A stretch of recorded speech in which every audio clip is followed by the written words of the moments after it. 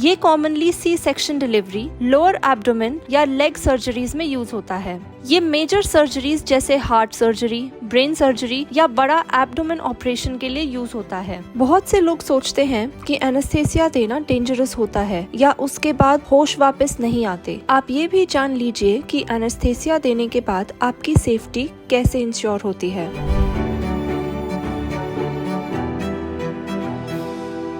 Hello everyone, आज हम बात करेंगे एक बहुत ही इम्पोर्टेंट टॉपिक के बारे में जो हर पेशेंट के माइंड में सर्जरी से पहले आता है, एनेस्थेसिया। सर्जरी के दौरान पेशेंट को दर्द से बचने के लिए और सेफ रखने के लिए एनेस्थेसिया का यूज होता है। लेकिन एनेस्थेसिया भी अलग अलग टाइप्स के होते हैं, जैसे लोकल एनेस्थेसिया, स्पाइनल एनेस्थेसिया और जनरल एनेस्थेसिया। सबसे पहले बात करते हैं लोकल एनेस्थेसिया की। इसमें सिर्फ बॉडी के एक छोटे से पार्ट को नम किया जाता है, जैसे डेंटल प्रोसीजर, स्किन सर्जरी या माइनर स्टिचेस के टाइम। पेशेंट बिल्कुल अवेक होता है और सिर्फ उस एरिया में दर्द फील नहीं होता।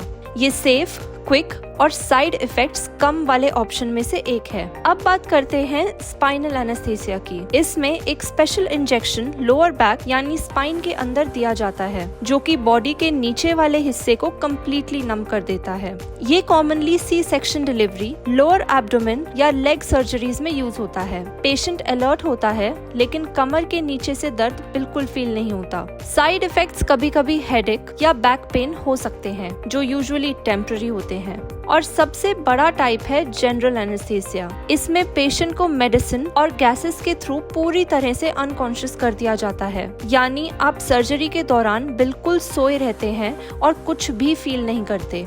ये मेजर सर्जरीज जैसे हार्ट सर्जरी, ब्रेन सर्जरी या बड़ा एब्डोमेन ऑपरेशन के लिए यूज होता है। इसके बाद पेशेंट को रिकवरी रूम में क्लोजली मॉनिटर किया जाता है जब तक वो होश में वापस न आ जाए। जनरल एनेस्थेसिया में रिस्क थोड़े ज्यादा होते हैं, जैसे नोजिया, सोर थ्रोट या रेयरली कॉम्प्लिकेशंस, लेकिन ट्रेन एनेस्थेसियोलॉजिस्ट की मॉनिटरिंग से ये सेफ बनाए जाते हैं। आप ये भी जान लीजिए कि एनेस्थेसिया देने के बाद आपकी सेफ्टी कैसे इंश्योर होती है।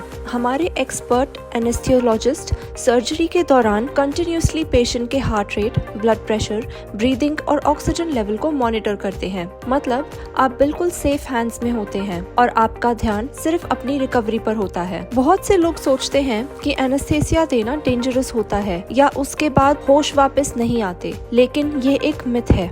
मॉडर्न मेडिसिन और मॉनिटरिंग सिस्टम की वजह से एनेस्थेसिया आज के टाइम में बहुत सेफ हो चुका है। कॉम्प्लिकेशंस रेयर होते हैं और एक्सपर्ट डॉक्टर्स के कंट्रोल में रिस्क को मिनिमाइज कर दिया जाता है। तो दोस्तों, सिंपल शब्दों में, अगर छोटा प्रोसीजर है तो लोकल एनेस्थेसिया, अगर कमर के नीचे सर्जरी है तो स्पाइनल एनेस्थेसिया और अगर बड़ी सर्जरी है तो जनरल एनेस्थेसिया चूज किया जाता है।